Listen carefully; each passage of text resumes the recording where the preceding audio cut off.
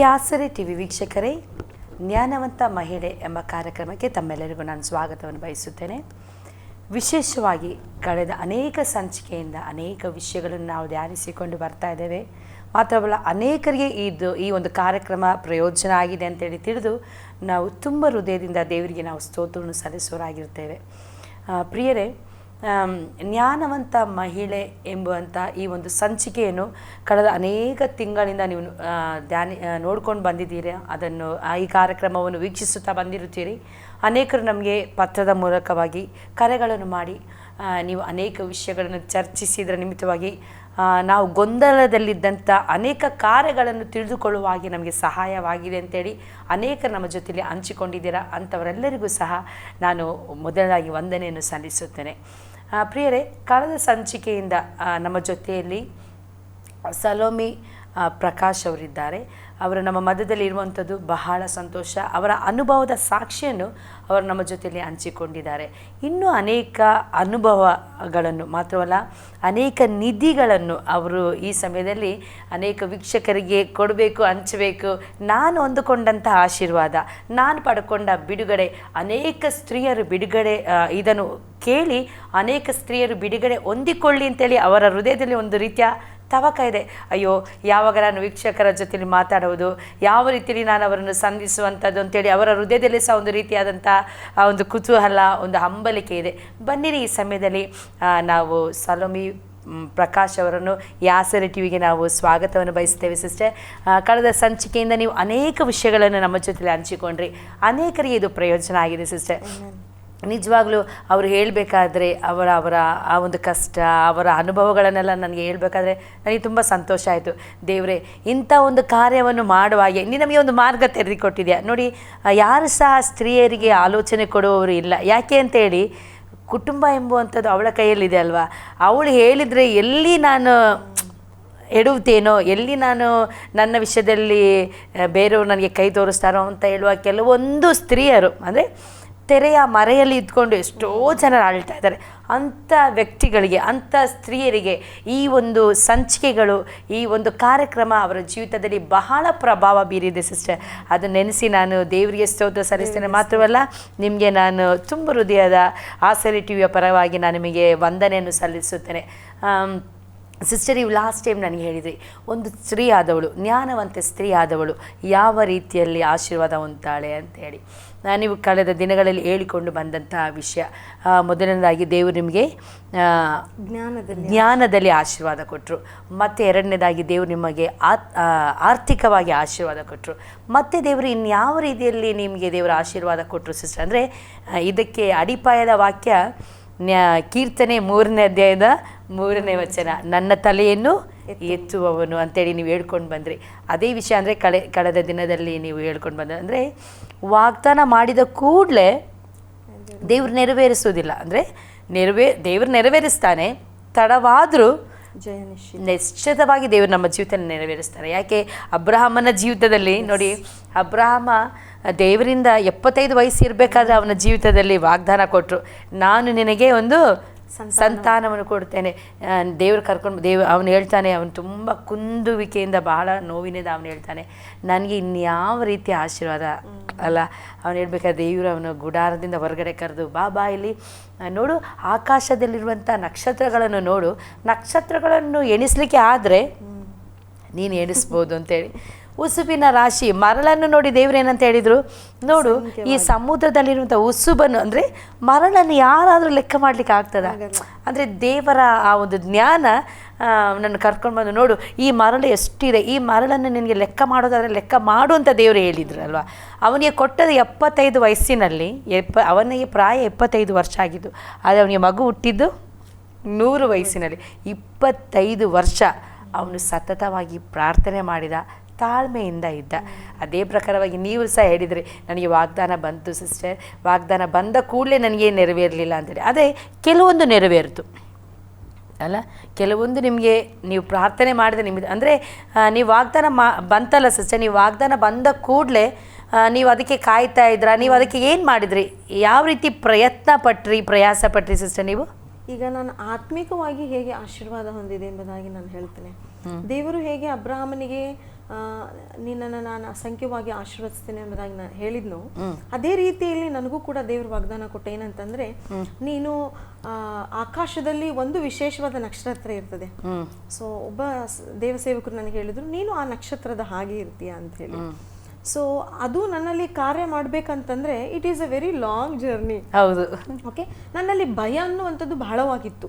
I never use to come on the stage. ನಿಮಗೆ ಸ್ಟೇಜ್ಗೆ ಬರ್ಲಿಕ್ಕೆ ತುಂಬಾ ಭಯ. ಯಾಕಂದ್ರೆ ನನ್ನಲ್ಲಿ ಬಹಳ ಇನ್ಫೀರಿಯರಿಟಿ ಇತ್ತು. ನಾನು ಕಪ್ಪಗಿದ್ದೀನಿ, ನಾನು ಚಂದಿಲ್ಲ, ನನ್ನಲ್ಲಿ ಒಳ್ಳೆ ಗುಣಗಳಿಲ್ಲ, ನನಗೆ ಹಾಡಕ್ ಬರಲ್ಲ. ಸೊ ಈ ತರದ ಅನೇಕ ನನ್ನದೇ ಆಗಿರುವಂತ, ನಾನೇ ಸೃಷ್ಟಿಸಿಕೊಂಡಿರುವಂತದ್ದು ಕೆಲವು ಲೋಕ ಹೇಳಿತ್ತು, ಕೆಲವು ಸೈತಾನ್ ಹೇಳಿದ್ದ. ನಾನು ಗಟ್ಟಿಯಾಗಿ ಹಿಡ್ಕೊಂಡ್ಬಿಟ್ಟಿದ್ದೆ. ಅಂದ್ರೆ ನಿಮ್ಗೆ ಸಮಸ್ಯೆಗಳು ನಿಮ್ಗೆ ಯಾರೆಲ್ಲ ಹೇಳಿದ್ರು ಅದನ್ನು ಸಮಸ್ಯೆಯಾಗಿ ದೊಡ್ಡದು ಮಾಡಿ ಅದನ್ನೇ ನೀವು ನೋಡ್ತಾ ಇದ್ರಿ ವಿನಃ ದೇವರನ್ನು ನೋಡ್ತಾ ಇರ್ಲಿಲ್ಲ, ದೇವರ ವಾಗ್ದಾನವನ್ನು ನೀವು ನೋಡ್ತಾ ಇರ್ಲಿಲ್ಲ ಅಲ್ಲ. ವಾಗ್ದಾನ ನೆರವೇರ್ಬೇಕಂದ್ರೆ ಬಹಳ ದಿನಗಳು, ವರ್ಷಗಳು ನಾನು ಕಾಯ್ಬೇಕಾಯ್ತು. ಸೊ ಬೈಬಲ್ ಕಾಲೇಜ್ ಮುಗಿಸಿದ ತಕ್ಷಣ ನಾನು ಅನ್ಕೊಂಡೆ, ವಾವ್ ವೆರಿ ನೈಸ್, ಈಗ ಝೂಮ್ ನಾನು ಮಿನಿಸ್ಟ್ರಿಗೆ ಹೋಗ್ಬಿಡ್ತೇನೆ, ಎಲ್ಲಾ ಸ್ತ್ರೀಯರ ಮಧ್ಯದಲ್ಲಿ ಮಾಡ್ತೇನೆ, ಯವನಸ್ತರ ಕೂಟ ಮಾಡ್ತೇನೆ, ಎಲ್ಲಾ ಕಡೆಯಲ್ಲಿ ನಾನು ಪ್ರಯಾಣ ಮಾಡಿ ಸುವಾರ್ತೆ ಸಾರ್ತೇನೆ ಅಂತ ಯಾವುದು ನೆರವೇರಲಿಲ್ಲ. ಆದ್ರೆ ನಾನು ನಿರಾಶಲಾಗಲಿಲ್ಲ. I took the responsibility. ನನ್ನ ಕುಟುಂಬದ ಜವಾಬ್ದಾರಿಕೆಗಳನ್ನ ನಾನು ಸಂತೋಷವಾಗಿ ತೆಗೆದುಕೊಂಡೆ, ಸ್ವೀಕರಿಸಿದ್ರಿ. There were ups and downs, ಪರಿಪೂರ್ಣವಾಗಿ ಅಲ್ಲ, ಅಲ್ಲಲ್ಲಿ ಅದು ನೋವು ತರ್ತಾ ಇತ್ತು. ಯಾಕಂದ್ರೆ ನನಗಿಂತ ಚಿಕ್ಕವರು, ನನ್ಗಿಂತ ಚೆನ್ನಾಗಿ ಹಾಡದೇ ಇರುವವರು ನನ್ನ ಮುಂದೆನೆ ಕರೆದು ಅವ್ರಿಗೆ ಹಾಡಿಸ್ತಿದ್ರು. ಅವಾಗ ನನಗೆ ಆಲೋಚನೆ, ಯಾಕೆ ಇವ್ರು ಗೊತ್ತಿಲ್ಲ ನಾವು ವಾಕ್ಯ ಹೇಳ್ತೇನೆ ಅಂತ ಹೇಳಿ, ಯಾಕೆ ನಾನು ಬೈಬಲ್ ಕಾಲೇಜ್ ಕಲ್ತು ಬಂದಿನಿ ಅಂತ ಅವ್ರಿಗೆ ಗೊತ್ತಿಲ್ಲ, ನನಗೆ ಯಾಕೆ ಹೇಳೋದಿಲ್ಲ ಇವರು, ನನಗೆ ಒಂದು ಜಿಗುಪ್ಸೆ ನನ್ನೊಳಗೆ. ಈ ತರವಾಗಿ ಇರುವಾಗ ದೇವರು ನನ್ನಲ್ಲಿ ಕಾರ್ಯ ಮಾಡೋದಕ್ಕೆ ಪ್ರಾರಂಭ ಮಾಡಿದ. ಎಷ್ಟರ ಮಟ್ಟಿಗೆ ಅಂದ್ರೆ I went in to severe depression. Okay, ಒಂದು ದಿವಸ ನಾನು ಕುತ್ಕೊಂಡು ಯೋಚನೆ ಮಾಡುವಾಗ ದೇವರ ಒಂದು ಬಲ ನನ್ನ ಮೇಲೆ ಇಳಿದು ಬಂತು. ಒಂದು ಮನೆ ಹಿಂದ್ಗಡೆಯಲ್ಲಿ ಒಂದು ಸ್ಮಾಲ್ ಪರದೆ ಅಂತ ಹೇಳ್ತಾರಲ್ಲ, ಅಲ್ಲಿ ಕುತ್ಕೊಂಡಿದ್ದೆ. ನಾನು ಒಬ್ಬಳೆ ಕುತ್ಕೊಂಡು ಯೋಚನೆ ಮಾಡ್ತಾ ಇದ್ದೆ. ಇವ್ರು ಸೇವೆಗೆ ಹೋಗಿ ಲೇಟ್ ಆಗಿ ಬರ್ತಿದ್ರು. ಮಗುನ ಇಟ್ಕೊಂಡು ನಾನು ಒಬ್ಬಳೆ ಮನೆಯಲ್ಲಿ ಕುಟುಂಬದ ಅನೇಕ ಕೆಲಸ ಕಾರ್ಯಗಳು. ನಾನು ಯೋಚನೆ ಮಾಡಿದೆ, ದೇವರು ಇಷ್ಟೆಲ್ಲ ಕಲ್ತು ಬಂದು ನಾನೇನು ಮಾಡ್ತಾ ಇದ್ದೇನೆ, ಏನು ಮಾಡ್ತಾ ಇಲ್ಲ, ನಾನು ಉಪಯೋಗ ಇಲ್ಲ ಅನ್ನುವಾಗ ದೇವರ ಒಂದು ವಿಶೇಷ ಬಲ ನನ್ನ ಮೇಲೆ ಇಳಿದು ಬಂತು. ಅವಾಗ ತಕ್ಷಣ ಅದೇ ಸ್ಥಳದಲ್ಲಿ ನನ್ನ ಮೊಣಕಾಲು ಊರಿಗೆ ಕ್ಷಮಾಪಣೆ ಕೇಳಿದೆ. ಅಪ್ಪ, ನಾನು ನಿನ್ನ ವಾಗ್ದಾನಗಳನ್ನು ಬಿಡುವುದಿಲ್ಲ. ಓಕೆ, ನಾನು ಬಿಟ್ಟಿದ್ದೆ, ನನ್ನ ಕ್ಷಮಿಸ್ ಅಂತ ಹೇಳುವಾಗ ದೇವರು ತಿರುಗಿ ನನ್ನನ್ನು ಪುನಃ ನಿಂದ್ರಿಸಿದ. ಯಾವ ರೀತಿ ಅಂತಂದ್ರೆ, ಜನರು ಮನೆಗೆ ನನ್ನ ಹುಡ್ಕೊಂಡು ಬಂದ್ರು. Praise God. ಈ ಚಿಕ್ಕ ಮಗುನು ನಾನು ಎಲ್ಲ ಕಡೆ ಕರ್ಕೊಂಡು ಹೋಗಲ್ಲ, but I took him wherever possible. ಇರುವುದಲ್ಲೇ ನಾನೆಲ್ಲ ಕರೆದುಕೊಂಡು ಹೋದೆ. ಓಕೆ, ಈವನ್ ನನ್ನ ಪ್ರೆಗ್ನೆಂಟ್, ಸೆಕೆಂಡ್ ಮಗು ಪ್ರೆಗ್ನೆಂಟ್ ಇರುವಾಗ VBS ಕೂಡ ಮಾಡಿದ್ದೇನೆ. ಓಕೆ, ನನ್ನ ಮಗು ಚಿಕ್ಕ 9 months ಇರುವಾಗ ನಾನು ಬಳ್ಳಾರಿಗೆ ಸೇವೆಗಂತ ಹೋಗಿದ್ದೇನೆ. ಇಂಥ ಸಮಯಗಳು ಉಂಟು. ಓಕೆ, ಆದ್ರೆ ಇವನ್ನೆಲ್ಲ ತಿರಸ್ಕಾರ ಮಾಡಿ ನಾನು ಇದನ್ನೇ ಮಾಡಲಿಲ್ಲ. ಓಕೆ, ಐ ಮೇಡ್ ಶೋರ್ ಇಲ್ಲಿ ಬರುವಾಗ್ಲೂ ಕೂಡ I made sure things were in right place. ಹೌದು, ಎಲ್ಲದಲ್ಲಿ ಬ್ಯಾಲೆನ್ಸಿಂಗ್ ಇರಬೇಕು ಅಂತ ಹೇಳಿ ಅಲ್ಲ. ಕೆಲವೊಬ್ರು ಅಂದರೆ ನೀವು ಒಳ್ಳೆಯ ಅಂಶವನ್ನು ಹೇಳಿದ್ರಿ ನೋಡಿ. ಕೆಲವೊಬ್ರು ಎಂತ ಹೇಳಿದ್ದಾರೆ ಅಂದರೆ ಸೇವೆ ನೋಡಿ, ಸೇವೆ ಬಹಳ ಪ್ರಾಮುಖ್ಯವಾದದ್ದು ನಮ್ಮ ಜೀವನದಲ್ಲಿ. ಸೇವೆ ಎಂಬುವಂಥದ್ದು ಬಹಳ ಪ್ರಾಮುಖ್ಯ. ಅದೇ ಪ್ರಕಾರವಾಗಿ ಕುಟುಂಬ ಎಂಬುವಂಥದ್ದು ಸಹ ಅದು ಸಹ ಬಹಳ ಪ್ರಾಮುಖ್ಯ. ಯಾಕೆ ಅಂತ ಹೇಳಿದರೆ, ನೀನು ಎಲ್ಲ ಕಡೆ ಗೆದ್ದುಕೊಂಡು ಬಂದು ಕುಟುಂಬದಲ್ಲಿ ಸೋತ್ರೆ ಅದು ಯಾರಿಗೆ ಅವಮಾನ? ದೇವರಿಗೆ ಅವಮಾನ. ಅದಕ್ಕೋಸ್ಕರವಾಗಿ ಕುಟುಂಬದಲ್ಲೂ ಸಹ ಒಂದು ಜಯದ ಜೀವಿತವನ್ನು ಜೀವಿಸಬೇಕು, ಸೇವೆಯಲ್ಲಿ ಸಹ ಒಂದು ಜೈವದ ಜೀವಿತವನ್ನು ಜೀವಿಸಬೇಕು. ಹಾಗೆ ದೇವರು ನಿಮಗೆ ಒಂದು ಕುಟುಂಬದಲ್ಲಿ ಸಹ ಜಯದ ಜೀವಿತವನ್ನು ಜೀವಿಸುವ ಹಾಗೆ ಮತ್ತು ಸೇವೆಯಲ್ಲಿ ಸಹ, ಅಂದರೆ ಆ ಸಮಯದಲ್ಲಿ ನೋಡಿ ನೀವು ಹೇಳ್ಕೊಂಡು ಬಂದ್ರಿ, ಆ ಒಂದು ಸಮಯದಲ್ಲಿ ಆ ಕುಗ್ಗಿ ಹೋದ್ರಿ, ನೀವು ಬಹಳ ನಿರಾಶರಾದ್ರಿ. ದೇವರೇ, ನನಗೆ ಸೇವೆ ಇಲ್ವಾ, ನಾ ಇಷ್ಟೆಲ್ಲ ಓದ್ಕೊಂಡು ಬಂದಿದ್ದೇನೆ, ನಾ ಬಂದಿದ್ದೇನೆ, ಅದು ನನಗೆ ಸೇವೆ ಇಲ್ವಾ ಅಂತ ಹೇಳಿ ನೀವು ಪ್ರಶ್ನೆ ಮಾಡಿದಾಗ, ತುಂಬ ನೋವಲ್ಲಿ ನೀವಿದ್ದು ಪ್ರಶ್ನೆ ಮಾಡಿದಾಗ ದೇವರು ನಿಮಗೆ ಉತ್ತರ ಕೊಟ್ಟರು. ನಿಮಗೆ ಉತ್ತರ ಕೊಡಬೇಕಾದ್ರೆ ಆ ಸ್ವರ ಕೇಳಿಸಿತು. ಯಾಕೆ? ನೀವು ದೇವರ ಸ್ವರವನ್ನು ಕೇಳುವಂಥ ಒಂದು ಅನುಭವ ಇದ್ದ ನಿಮಿತ್ತವಾಗಿ ನೀವು ಕೇಳಿದ್ರಿ. ಆದರೆ ಇವತ್ತಿನ ದಿನಗಳಲ್ಲಿ ಏನಾಗ್ಬಿಟ್ಟಿದೆ ಅಂತ ಹೇಳಿದರೆ, ಸ್ವರ ಕೇಳಲ್ಲ. ಕೆಲವೊಬ್ಬರಿಗೆ ದೇವರ ಸ್ವರ ಕೇಳಲ್ಲ. ಯಾಕೆ ಹೇಳಿ? ಲೋಕ ವ್ಯವಹಾರಗಳಲ್ಲಿ ಸಿಲುಕಿ ಬೇಡದೇ ಇರುವಂತಹ ಶಬ್ದಗಳೆಲ್ಲ ನಮ್ಮ ಕಿವಿಯಲ್ಲಿ ಏನಾಗ್ತಾ ಇದೆ? ಓಡಾಡ್ತಾ ಇದೆ.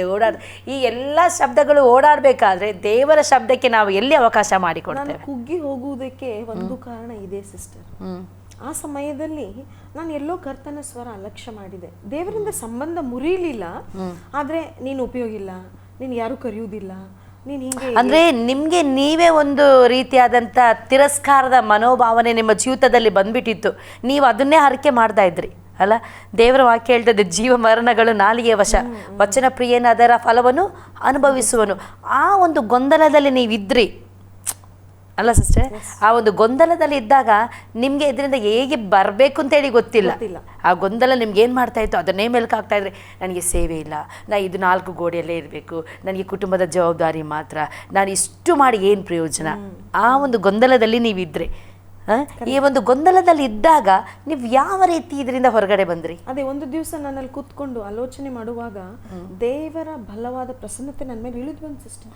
ನಾನು ಅಲ್ಲೇ ಮೊಣಕಾಲು ಊರಿದೆ, ಕಣ್ಣೀರಿನಿಂದ ಕೇಳಿದೆ, ಅಪ್ಪ ನನ್ನನ್ನು ಕ್ಷಮಿಸು. I doubted you that you have called me. Okay, ನಾನು ಇನ್ಮೇಲೆ ಯಾವ ಮನುಷ್ಯರು ನನಗೆ ಕರೀಲಿ ಎಂಬುದಾಗಿ ನಾನು ನಿರೀಕ್ಷಿಸುವುದಿಲ್ಲ. ನೀನು ಯಾವ ಸಮಯದಲ್ಲಿ ನನ್ನನ್ನು ನಿಲ್ಲಿಸ್ತೀಯೋ ಅಲ್ಲಿ ನಾನು ನಿಲ್ಲಿಸ್ತೇನೆ. ಆವರೆಗೂ ನನಗೆ ಕೊಟ್ಟಿರುವಂತ ಚಿಕ್ಕ ಕೆಲಸವೇ ಇರಲಿ, ಅದ ಕಸ ಗುಡಿಸುವುದಾಗ್ಲಿ, ಅಡಿಗೆ ಮಾಡುವುದಾಗ್ಲಿ, ಓಕೆ, ನನಗೆ ಪ್ರೀಚಿಂಗೇ ಸಿಕ್ತು ಅಂತ ನಾನು ಹೇಳಲಿಲ್ಲ.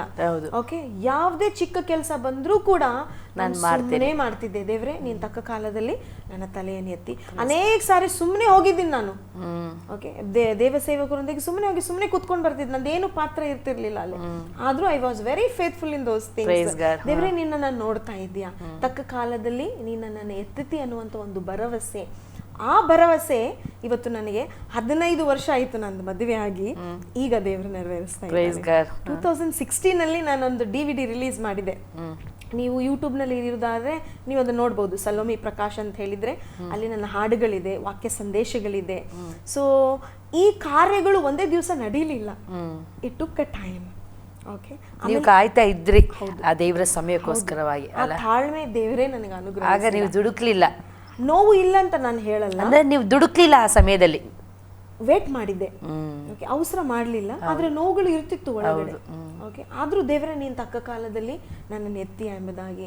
ಸೊ ದೇವರು ನನ್ನನ್ನು ಭಯದಿಂದ ಹೊರಗೆ ತೆಗೆದುಕೊಂಡು ಬಂದ, 4 ಜನರ ಮುಂದೆ ವಾಕ್ಯವನ್ನ ಹೇಳುವಂತ ಅನುಭವಗಳನ್ನು ನನಗೆ ಕೊಟ್ಟ.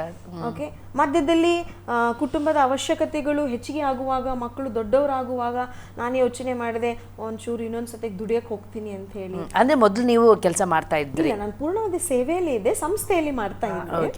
ಸೊ ಅದಾದ್ಮೇಲೆ ಬೈಬಲ್ ಕಾಲೇಜಿಂದ ಬಂದ ಮೇಲೆ take care of the home ಅಲ್ಲಿ ಇಲ್ಲಿ ಕರೀತಾ ಇದ್ರು, ಅಷ್ಟೇ ಹೋಗ್ತಿದ್ದೆ. ಆದ್ರೆ ಪರಿಪೂರ್ಣವಾಗಿ ಸೇವೆಯಲ್ಲಿ ಇನ್ವಾಲ್ವ್ ಆಗೋದಕ್ಕೆ ಆಗಿರ್ಲಿಲ್ಲ. ಸೊ ಯಾಕೆಂದ್ರೆ ಮನೆಯ ಜವಾಬ್ದಾರಿ ಇದ್ದ ನಿಮಿತ್ತವಾಗಿ ನೀವು ಮನೆ ಜವಾಬ್ದಾರಿ ಎಲ್ಲ ಮಾಡಿ ಮತ್ತೆ ನೀವು ಸೇವೆಗೆ ಹೋಗ್ತಾ ಇದ್ರಿ. ಸಿಸ್ಟರ್, ನಾನು ನಿಮ್ಮಲ್ಲಿ ಕೇಳ್ತೇನೆ, ಇವತ್ತಿನ ದಿನಗಳಲ್ಲಿ ಅನೇಕರು ತಪ್ಪುವಂಥದ್ದು ಅಂದರೆ ಸೇವೆ ಪ್ರಾಮುಖ್ಯವಾದದ್ದು, ಆದರೆ ಸೇವೆ ಎಷ್ಟು ಪ್ರಾಮುಖ್ಯವಾಗಿದೆಯೋ ಅಷ್ಟೇ ಪ್ರಾಮುಖ್ಯ ಕುಟುಂಬಕ್ಕೆ ನಾವು ಸಮಯ ಕಳೀಬೇಕು. ಸಮಯ ನಾವು ಕಳೆಯದೆ ಹೋದರೆ, ಸಮಯವನ್ನು ನಾವು ಅಲ್ಲಿ ಕುಟುಂಬದ ಒಳಗಡೆ ವ್ಯಯ ಮಾಡದೆ ಹೋದರೆ ಸೈತಾನ್ ಎಲ್ಲೋ ಒಂದು ಕಡೆ ನುಸುಳಿರ್ತಾನೆ ಅನ್ನೋದಕ್ಕಿಂತ ನುಸುಳಿದ ನನ್ನ ಕುಟುಂಬದಲ್ಲಿ. ರೀಸೆಂಟ್ಲಿ ನಾನು 2 ವರ್ಷ ಒಂದು ಸಂಸ್ಥೆಯಲ್ಲಿ ಸೇವೆ ಮಾಡಿದ್ದೆ. ಅಲ್ಲಿ ನಂದು ಶಿಫ್ಟ್ ಡ್ಯೂಟಿ ಇರ್ತಿತ್ತು. ಬೆಳಿಗ್ಗೆ 7 ಗಂಟೆಗೆ ಹೋದ್ರೆ ನಾನು 3 ಗಂಟೆಗೆ ಬರಬೇಕು, ಮಧ್ಯಾಹ್ನ 1:30 ಹೋದ್ರೆ 9 ಗಂಟೆಗೆ ಬರಬೇಕು. ನನ್ನ ಮಕ್ಕಳು 7 ಅಷ್ಟರೊಳಗೆ ನಾನು ಕೆಲ್ಸಕ್ಕೆ ಹೋಗ್ತಾ ಇದ್ದೆ. ಬರುವಷ್ಟರಲ್ಲಿ ಅವ್ರು ಊಟ ಮಾಡಿ ಮಲ್ಕೊಳ್ಳುವಂತ ಒಂದು ಸ್ಥಿತಿ. ನನಗೆ ಅವ್ರಿಗೆ ಕನೆಕ್ಷನ್ನೇ ಬರಲಿಲ್ಲ 2 ವರ್ಷ. ಸೊ ಅವರ ಮಾತುಗಳು ಬದಲಾವಣೆ ಆಯಿತು, ಅವರ ಪ್ರಾರ್ಥನೆ ಜೀವಿತ ಬದಲಾವಣೆ ಆಯಿತು, ಅವರೊಳಗೆ ಫ್ರಸ್ಟ್ರೇಷನ್ಸ್. ಅವ್ರಿಗೆ ಬಿಸಿ ಬಿಸಿಯಾಗಿ ಮಾಡಿಕೊಡೋರು ಯಾರು ಇಲ್ಲ. ಹೌದು, ನನ್ನ ಚಿಕ್ಕ ಮಗ ಪ್ರತಿ ಸಾರಿ ನನಗೆ ಹೇಳೋನು, ಮಮ್ಮಿ ನೀನ್ ಮನೆಯಾಗಿರು, ನನಗೆ ಮನೆಯಲ್ಲಿರು ಅಂತ ಹೇಳಿ. ನನಗೆ ದೇವರು ಒಂದು ಆಲೋಚನೆ ಕೊಟ್ಟ, ಏನಂತಂದ್ರೆ, ಈಗ ನಿನ್ ಮಗನು 8th ಸ್ಟ್ಯಾಂಡರ್ಡ್ ಇದ್ದಾನೆ, ನೀ ಇನ್ನೊಂದು 2 ವರ್ಷ ನೀನ್ ಸಂಬಳ ಗಳಿಸ್ಕೊಂಡ್ರು ಅವನು ಭಾಳ ಅಂದ್ರೆ 60% ಮಾರ್ಕ್ಸ್ ತಗೊಳ್ತಾನೆ. ನೀನೇನು ಈ 4 ವರ್ಷ 5 ವರ್ಷ ಏನು ಗಳಿಸಿದ್ಯಾ ಅದೆಲ್ಲ ಹೋಗಿ ಬೇರೆ ಒಂದು ಇನ್ಸ್ಟಿಟ್ಯೂಟ್ಗೆ ನೀನು ಡೊನೇಷನ್ ಆಗಿ ಕೊಡ್ಬೇಕು. ಇತ್ತಾಗ ನನ್ನ ಮಗನು ನನ್ನ ಕೈಗೆ ಸಿಗಲ್ಲ, ನಾನು ಬೆವರು ಸುರಿಸಿ ದುಡ್ದಿದ್ದೆಲ್ಲ ಬೇರೆಯವ್ರಿಗೆ ನಾನು ಕೊಡಬೇಕು. ಅದಕ್ಕೆ ನಾನು ತೀರ್ಮಾನ ಮಾಡಿದೆ, ದಿಸ್ ವಾಸ್ ಮೈ ಡಿಸಿಷನ್, ನನಗೆ ಯಾರು ಒತ್ತಾಯ ಮಾಡಲಿಲ್ಲ. And the prompting of the Holy Spirit was there to take the right decision. ನಾನು ಹೇಳಿದೆ, ಅಪ್ಪ ಈ ಸಮಯದಲ್ಲಿ ನನ್ನ ಮಕ್ಕಳಿಗೆ ನನ್ನ ಅವಶ್ಯಕತೆಗಳು ಒಂದಿಲ್ಲ ಒಂದು ಕೊರತೆಗಳು ಇರಲಿ, ಆದರೆ ಆ ಕೊರತೆಗಳನ್ನು ನೀನು ಪೂರೈಸ್ತೀಯ. So I resigned the job. Okay, now my children are very happy. Amen. Okay, their studies are improved. I am giving them time. Okay, ಅವರು ವಾಕ್ಯ ಧ್ಯಾನ ಹೆಂಗೆ ಮಾಡಬೇಕು ಅನ್ನುವಂಥ ಒಂದು ಶಿಸ್ತು ಪ್ರಾರ್ಥನೆ ಹೇಗೆ ಮಾಡ್ಬೇಕನ್ನುವಂತ ಒಂದು ಶಿಸ್ತು ಅವರಲ್ಲಿ, ದೇವರ ಭಯ, ಅವ್ರ ಮಾತುಗಳು ಬದಲಾವಣೆ ಆಗ್ತಾ ಇದೆ. ನಮ್ಮ ಮಮ್ಮಿ ನಮ್ಮ ಮನೆಯಲ್ಲಿ ಅದಾಳ ಅನ್ನುವಂತ ಒಂದು ಭಯ. ಓಕೆ, ಹೊರಗಡೆ ಎಲ್ಲೂ ಅವರು ಬೇಡವಾದ ಕಾರ್ಯಗಳಲ್ಲಿ ಹೋಗೋದಿಲ್ಲ, ಯಾಕಂದ್ರೆ ಗಂಡು ಮಕ್ಕಳು ಅವರು. ಓಕೆ, ನಾವು ಹಿಡಿಯೋದಕ್ಕಾಗಲ್ಲ. ಆದ್ರೆ ನಾವು ಇದೀವಿ ಅನ್ನುವಂತ ಒಂದು ಭಯ ಅವರಲ್ಲಿ ಬರುವಾಗ they will get trained in the word. ದೇವರ ವಾಕ್ಯದಲ್ಲಿ ಅವ್ರು ಬೆಳೆಯುವುದಕ್ಕೆ ಅದಕ್ಕೆ ಆಶೀರ್ವಾದ ನನ್ನ ಮಗನೇ. Okay, he is 12 years old and he is preaching now. ದೇವರ ವಾಕ್ಯ ಹೇಳ್ತಾ ಇದ್ದಾನೆ. ಓಕೆ, ಇದು ನಾನು ಹಣವನ್ನೆಲ್ಲ ಗಳಿಸಿ ನನ್ನ ಕೂದಲು ಬೆಳ್ಳಗಾಗಿ ನನ್ನ ಮೊಣಕಾಲುಗಳ ಬಲ ಹೋದ್ಮೇಲೆ ಅನೇಕ ತಂದೆ ತಾಯಿಗಳು ನಮಗೆ ಪ್ರೇಯರ್ ರಿಕ್ವೆಸ್ಟ್ ಕೊಡ್ತಾರೆ, ನನ್ನ ಮಕ್ಕಳು ದಾರಿ ತಪ್ಪಿದ್ದಾರೆ, ಸಿಸ್ಟರ್ ನೀವೇನ್ ಮಾಡ್ತಿದ್ರಿ, ನಾನು ಬಹಳ ಬಿಸಿ ಇದ್ದೆ ರೀ, ನನ್ನ ಕೆಲಸ ಆಗಿತ್ತು. ನಾನು ಕೆಲಸ ಮಾಡೋದು ತಪ್ಪಂತ ಹೇಳ್ತಾ ಇಲ್ಲ. ಓಕೆ, ಅಂದ್ರೆ ಕುಟುಂಬಕ್ಕೆ ಕೊಡಬೇಕಾದಂತ ಸಮಯವನ್ನು ನಾವು ಕೊಡದೇ ಇದ್ರೆ ಕುಟುಂಬದಂತ ಸದಸ್ಯರನ್ನು ಸೈತಾನ ಹಿಡಿತಾರೆ. ಈಗ ಸೈತಾನ ಹಿಡಿದ ಮೇಲೆ ನಾವು ಅವನ ಬಲವಾದಂಥ ಕೋಟೆ ಒಳಗಡೆ ಬಂದ ಮೇಲೆ ಅದನ್ನು ಹೊರಗಡೆ ಹಾಕ್ಲಿಕ್ಕೆ ಎಷ್ಟು ಕಷ್ಟ ಇದೆ. ಈಗ ನಾವು ದುಡಿತಾ ಇರೋದು ಯಾರಿಗಾಗಿ? ಮಕ್ಕಳಿಗೋಸ್ಕರ. ಹೌದು, ಆ ಮಕ್ಕಳೇ ಯವನ ಕಾಲದಲ್ಲಿ ನನ್ನ ಕೈಯಲ್ಲಿ ಇಲ್ಲ ಅಂದ್ಮೇಲೆ ಏನ್ ಪ್ರಯೋಜನ? ಹೌದೌದು. ಇವತ್ತು ನನಗೆ ಒಂದು ಕೊರತೆ ಇರಬಹುದು, ಆದ್ರೆ 10 ವರ್ಷ ಆದ್ಮೇಲೆ ನನ್ನ ಮಗ 10 ಪಟ್ಟು ಆ ಕೊರತೆಗಳನ್ನ ನನಗೆ ನೀಗಿಸ್ತಾನೆ. ಹೌದು, ನಾವು ಪಟ್ಟಿರುವ ಕ್ರಯಗಳನ್ನ ಅವ್ರು ನೋಡ್ತಾರೆ. ಹಿ ಅಂಡರ್ಸ್ಟ್ಯಾಂಡ್ ದಿಸ್ ಡಿಫ್ರೆನ್ಸ್. ಮಮ್ಮಿ ಅವರೆಲ್ಲ ಕ್ಲಾಸ್ನಲ್ಲಿ ಹೆಂಗೆಲ್ಲ ಬರೀತಾರೆ ಮಮ್ಮಿ, ನಾನು ಎಷ್ಟು ಚಂದ ಬರೀತೇನೆ ಬಿಕಾಸ್ ಆಫ್ ಯು. ಹೌದು, ನೀವು ಪಡುವಂತ ಒಂದು ಸ್ಯಾಕ್ರಿಫೈಸ್ ಅನ್ನ ಮಕ್ಕಳು ನೋಡ್ತಾ ಇರ್ತಾರೆ. ಅಂಡ್ ಖಂಡಿತವಾಗ್ಲೂ ಗಂಡನಿಂದಲೂ ನಾವು ಗೌರವನ ಪಡೆದುಕೊಳ್ತೇವೆ, ಕುಟುಂಬದಿಂದಲೂ, ಮಕ್ಕಳಿಂದಲೂ, ಸಮಾಜದಿಂದಲೂ ನಾವು ಗೌರವನ. ಈಗ ಮಕ್ಕಳು ಎಲ್ಲರೂ ಹೇಳ್ತಾರೆ, ನೀವು ನೋಡ್ರಿ ಆ ಮಕ್ಕಳು ನೋಡಿ ಕಲೀರಿ. Okay, this was happened because I had to sacrifice some of my very deep desires. ಹೌದು, ನಾನು ಬಿಟ್ಟುಕೊಡ್ಲಿಲ್ಲ ಅವುಗಳನ್ನ, ನಾವು ಗಟ್ಟಿಯಾಗಿ ಹಿಡಿದುಕೊಂಡೆ.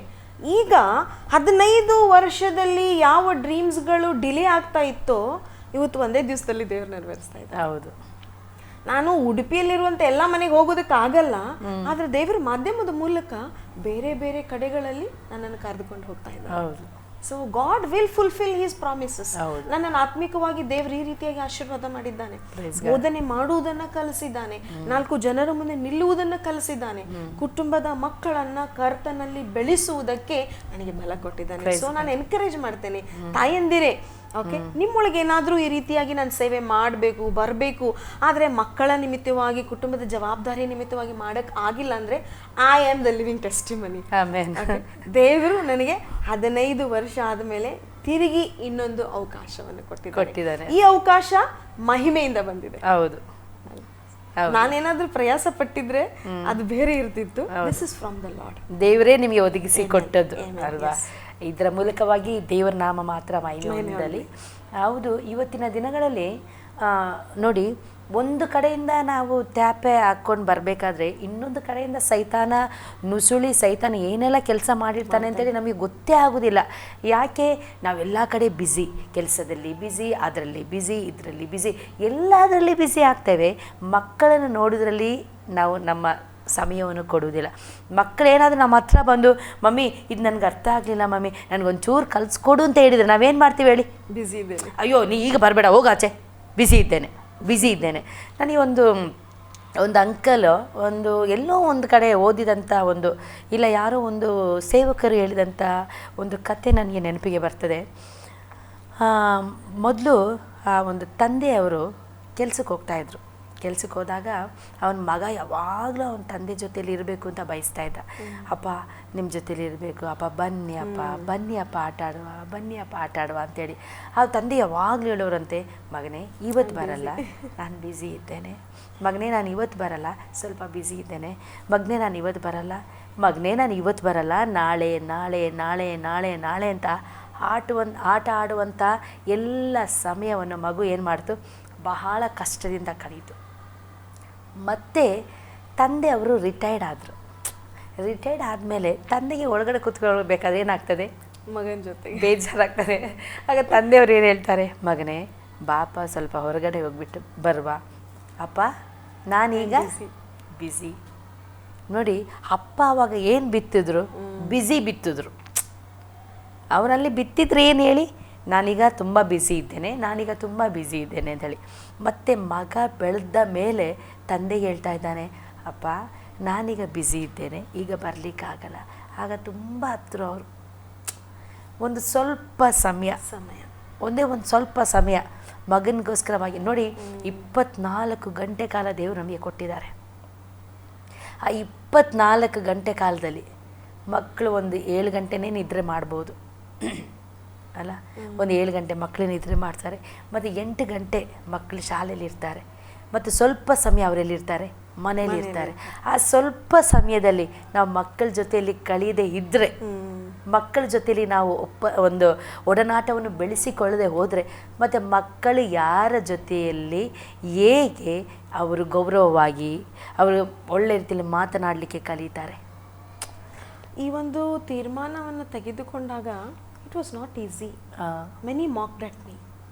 ಇಷ್ಟೆಲ್ಲ ಕಲಿತು ಇಷ್ಟೆಲ್ಲ ತಲಾಂತಿದ್ದು ಒಂದು ಒಳ್ಳೆ ಕೆಲಸ ಬಿಡ್ತಾ ಇದ್ದಾಳೆ. ಆದರೆ ಆ ಸಮಯದಲ್ಲಿ ನಾನು ಕರ್ತನ ಸ್ವರ ಕೇಳಿಸಿಕೊಂಡೆ.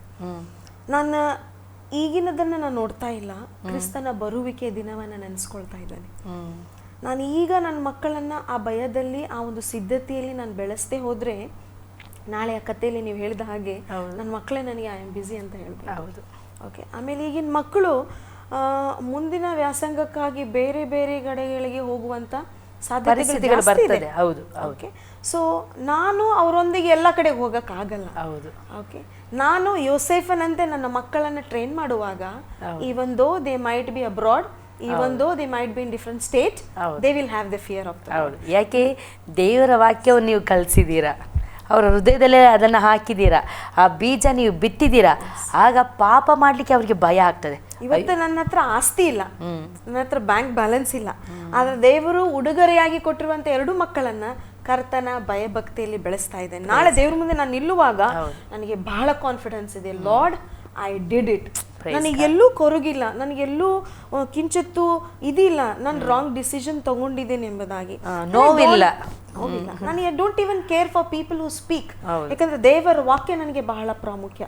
ವೆನ್ ದ ಲಾರ್ಡ್ ಸೆಡ್, ನಾನು ನಿನಗಾಗಿ ಸಮಯವನ್ನು ತೆಗೆದುಕೊಂಡೆ, ನಾನು ನಿನಗಾಗಿ ಎಲ್ಲ ಸ್ಯಾಕ್ರಿಫೈಸ್ ಮಾಡಿ ಪರಲೋಕದಿಂದ ಭೂಲೋಕಕ್ಕೆ ಬಂದೆ, ನಿನಗೆ ನಾನು ಉಡುಗೊರೆಯಾಗಿ ಕೊಟ್ಟಿದ್ದೇನೆ. They are the gift from god. ದೇವರಿಂದ ಬಂದಂತ ದಾನ. ಸೇವೆ ದೇವರು ನನಗೆ ಕೊಟ್ಟೇ ಕೊಡ್ತಾನೆ. ಅದನ್ನು ತಾಯಿಯ ಗರ್ಭದಲ್ಲಿ ಇರುವಾಗಲೇ ನನ್ನನ್ನು ಪ್ರತ್ಯೇಕಿಸಿದ್ದಾನೆ. ಸೇವೆಯನ್ನು ನನ್ನನ್ನು ಸಪರೇಟ್ ಮಾಡೋದಕ್ಕೆ ಆಗೋದೇ ಇಲ್ಲ.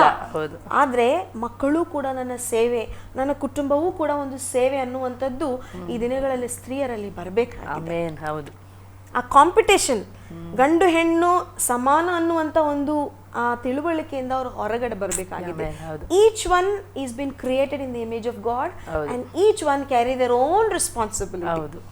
ಆ ಜವಾಬ್ದಾರಿಯನ್ನ ನಾವು ಸಂತೋಷದಿಂದ ಆನಂದದಿಂದ ಸ್ವೀಕಾರ ಮಾಡುವಾಗ, it took 15 years in my life. 15 years is not small, ಅಲ್ಲ ಸಿಸ್ಟರ್? ಓಕೆ. ಒಂದು ಏನಂತಾರೆ, ಒಂದು ಹಣದ ಬಲದ ಇಲ್ಲದೆ ಇರುವಂತ ನನಗೆ, ಓಕೆ, ಕರ್ನಾಟಕದಲ್ಲಿ ನನಗೆ ಗೊತ್ತಿರೋ ಪ್ರಕಾರ ಯಾವ ಮಹಿಳೆಯೂ ಕೂಡ ಒಂದು ಸ್ವಂತ DVD ಮಾಡಿಲ್ಲ. ಹೌದೌದು, ಓಕೆ. ವಿಡಿಯೋ DVDಗಳು ಈಗ ಬರ್ತಾ ಇದೆ. Okay. God did that mighty work in my life. Praise God. Who am I? ನಾನು ಎಷ್ಟರವಳು? ಹೌದು. ಆದ್ರೆ ದೇವರು ಹೇಳ್ತಾನೆ, that I am very mindful of you. Praise God. ನಿನ್ನ ಕುರಿತಾಗಿ ನಾನು ಆಲೋಚನೆ ಮಾಡಿದ್ದೇನೆ. ಓಕೆ. ಆ ಆಲೋಚನೆಗಳು ಅಹಿತದ ಆಲೋಚನೆಗಳಲ್ಲ, ಹಿತದ ಯೋಚನೆಗಳೇ. ಅದನ್ನ ನನ್ನ ಜೀವಿತದಲ್ಲಿ ನೆರವೇರಿಸಿದ್ದಾನೆ. ಅನೇಕ ಸ್ತ್ರೀಯರು ದಿವಸ ಕೊರಗ್ತಾ ಇದ್ದಾರೆ, ನನ್ನ ಮಕ್ಕಳಿಗಾಗಿ ನಾನು ಸ್ಯಾಕ್ರಿಫೈಸ್ ಮಾಡಿಬಿಟ್ಟೆ, ಇವತ್ತು ನನಗೆ ಆದಿಲ್ಲ ಈದಿಲ್ಲ. Take it as a challenge. ಒಂದು ಸವಾಲಾಗಿ ತೆಗೆದುಕೊಳ್ಳ್ರಿ. ನೀವು ಪಟ್ಟಿರುವಂತ ಇದು ಸ್ಯಾಕ್ರಿಫೈಸಸ್ಗೆ ದೇವರು ಗೌರವ ಕೊಟ್ಟೆ ಕೊಡ್ತಾನೆ. ಅದಕ್ಕೆ ನಾನೇ ಸಾಕ್ಷಿಯಾಗಿದ್ದೇನೆ.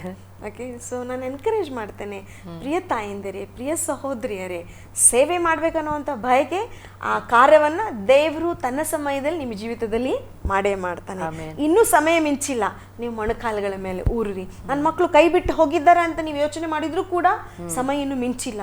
ನಾವು ಮೊಣಕಾಲುಗಳನ್ನು ಊರುವಾಗ ದೇವರು ಕಾರ್ಯಗಳನ್ನು ಮಾಡೇ ಮಾಡ್ತಾರೆ. ಆಮೇಲೆ ನಿಜವಾಗ್ಲೂ ಅದು ಒಳ್ಳೆಯ ಅನುಭವ. ನೋಡಿ, ನಾವು ಯಾವಾಗ ದೇವರ ಸನ್ನಿಧಾನದಲ್ಲಿ ನಮ್ಮ ಮಕ್ಕಳನ್ನು ನಾವು ಒಪ್ಪಿಸಿಕೊಡ್ತೇವೆ, ಒಂದು ಒಳ್ಳೆಯ ಉದಾಹರಣೆ ಹನ್ನಳು. ಎಸ್, ಹನ್ನಳ ಜೀವಿತದಲ್ಲಿ ಅವಳಿಗೆ ಸವತಿಯಾದಂಥ ಪೆನಿನ್ನಳಿದ್ಲು. ಮತ್ತು ನೆರೆಕೆರೆಯವರೆಲ್ಲರೂ, ಅಕ್ಕಪಕ್ಕದವರೆಲ್ಲ ಒಂದೇ ಮಾತು ಹೇಳ್ತಾ ಇದ್ರು, ನೀನು ಬಂಜೆ. ಆದರೆ ಅವಳ ಗಂಡ ತುಂಬ ಪ್ರೀತಿ ಮಾಡ್ತಾ ಇದ್ದ. ಆದರೆ ಅದು ಅವಳಿಗೆ ತೃಪ್ತಿ ಕೊಡಲಿಲ್ಲ. ಅದು ಅವಳು ದೇವ್ರ ಹತ್ರ ಹೋಗಿ ಮೊಣಕಾಲ ಹಾಕ್ತಾಳೆ, ದೇವರೇ ನನಗೆ ನೀನು ಕೊಟ್ಟರೆ, ಅವಳೊಂದು ಅಲ್ಲಿ ಒಂದು ಅರಿಕೆ ಮಾಡ್ತಾಳೆ, ಏನಂತೇಳಿ, ನೀನು ನನಗೆ ಕೊಟ್ಟರೆ ನಾನು ನಿನಗೆ ಅದನ್ನು ಪ್ರತಿಯಾಗಿ ನಾನು ಕೊಡ್ತೇನೆ. ದೇವರು ಎಷ್ಟು ಒಳ್ಳೆಯವನು ನೋಡಿ. ಅಲ್ಲಿರುವಂಥ ಪ್ರತಿಯೊಬ್ಬರು ಸಮುವೇಲನು ಬರ್ತಾನೆ ಅಂತ ಹೇಳಿದರೆ ಭಯ ಪಡ್ತಾ ಇದ್ರು. ಅವ್ರು ಹೇಳಿದಂಥ ಮಾತುಗಳು ದೇವರಿಂದ ಹಾಗೇ ಬಂದಂಥ ಮಾತುಗಳು, ಅದರಲ್ಲಿ ಯಾವುದೊಂದು ಕುಂದಿ ಹೋಗಲಿಲ್ಲ, ತಪ್ಪಿ ಹೋಗಲಿಲ್ಲ. ಪ್ರತಿಯೊಂದನ್ನು ದೇವರು ನೆರವೇರಿಸಿದರು. ಇವತ್ತಿನ ತಂದೆ ತಾಯಿಗಳಲ್ಲಿ, ಇವತ್ತಿನ ಒಂದು ತಾಯಂದರಲ್ಲಿ ನಾ ಹೇಳುವುದೇನೆಂದರೆ, ವ್ಯರ್ಥವಾದ ಕಾರ್ಯದಲ್ಲಿ ಕೂತ್ಕೊಂಡು ವ್ಯರ್ಥವಾದಂಥ ಸಂಗತಿಗಳಿಗೆ ನೀವು ಸಿಕ್ಕಿಬಿದ್ದು ಬೇರೆಯವರ ಅವರ ಮಾತು, ಇವರ ಮಾತು, ಅವರದು ಹೀಗೆ ಇವರದು ಹೀಗೆ ಬೇಡ, ಅದೆಲ್ಲವನ್ನು ಬಿಟ್ಟು ಅದೆಲ್ಲವನ್ನು ತ್ಯಜಿಸಿ, ಎಲ್ಲದಕ್ಕೂ ಸಮಯ ಇದೆ. ದೇವರ ಸನ್ನಿಧಾನದಲ್ಲಿ ಬಂದು ಪ್ರಾರ್ಥನೆ ಮಾಡಲಿಕ್ಕೆ ಸಮಯ ಇಲ್ಲ, ದೇವರ ವಾಕ್ಯ ಓದಲಿಕ್ಕೆ ಸಮಯ ಇಲ್ಲ. ಬನ್ನಿ ಸಿಸ್ಟರ್ ಸ್ವಲ್ಪ ಪ್ರೇಯರ್ ಮಾಡು, ಅಯ್ಯೋ ಆಗೋದಿಲ್ಲ, ಈಗ ಮಕ್ಕಳು ಬರುವಂಥ ಸಮಯ ಆಯಿತು, ನಾನು ಹೋಗಬೇಕು. ಇಷ್ಟವರೆಗೆ ಕೂತ್ಕೊಂಡು ನೀವೇನು ಮಾಡ್ತಾ ಇದ್ರಿ?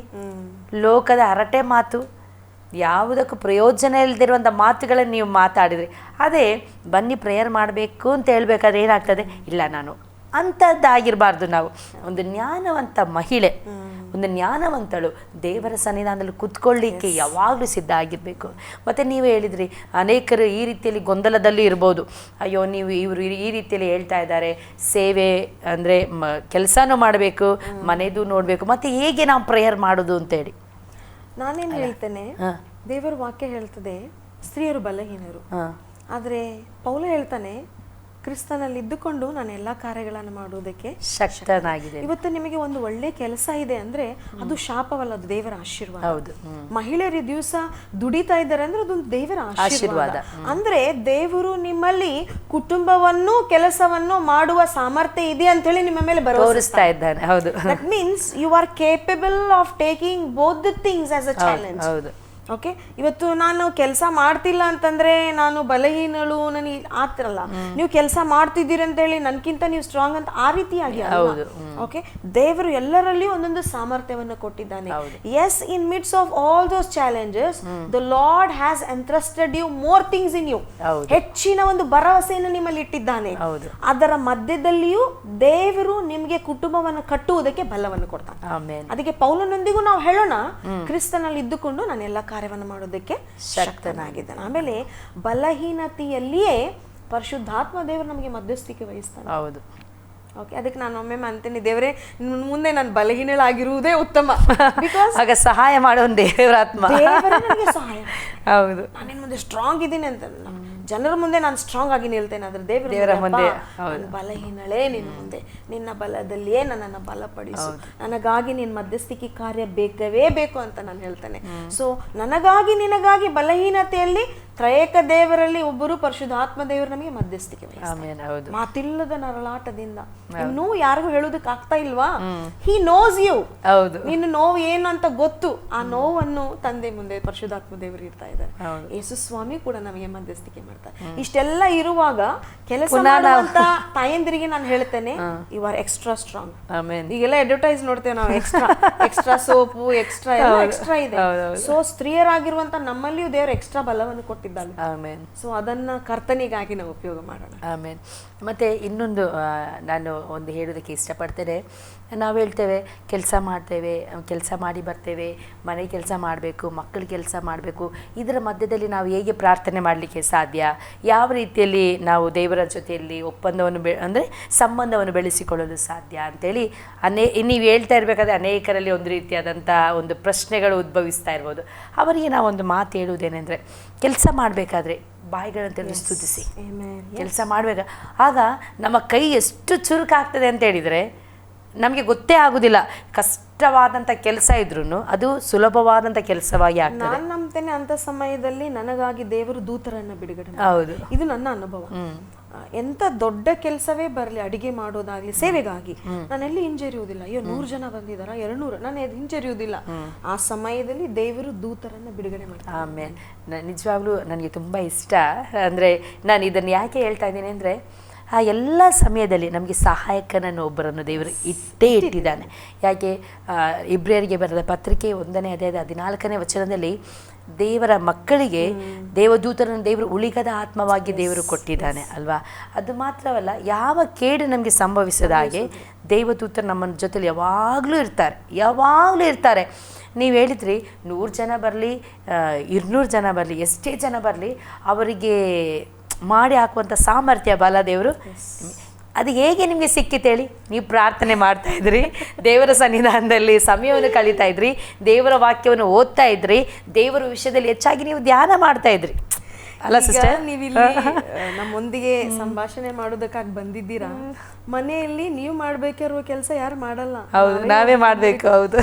ಸೊ ಆ ಸಮಯದಲ್ಲಿ ದೇವರಿಗೆ ಗೊತ್ತಿದೆ ನಾವು ಯಾವುದಕ್ಕಾಗಿ ಕರೆ ಕಟ್ತಾ ಇದ್ದೀವಿ. ಹೌದು ಹೌದು. And he releases. ನಾನು ಅದನ್ನು ಅನುಭವ ಮಾಡಿದ್ದೇನೆ. ಓಕೆ, ದೇವರು ನನಗೆ ವಿಶೇಷವಾದಂಥ ಬಲವನ್ನು ಕೊಟ್ಟಿದ್ದಾನೆ.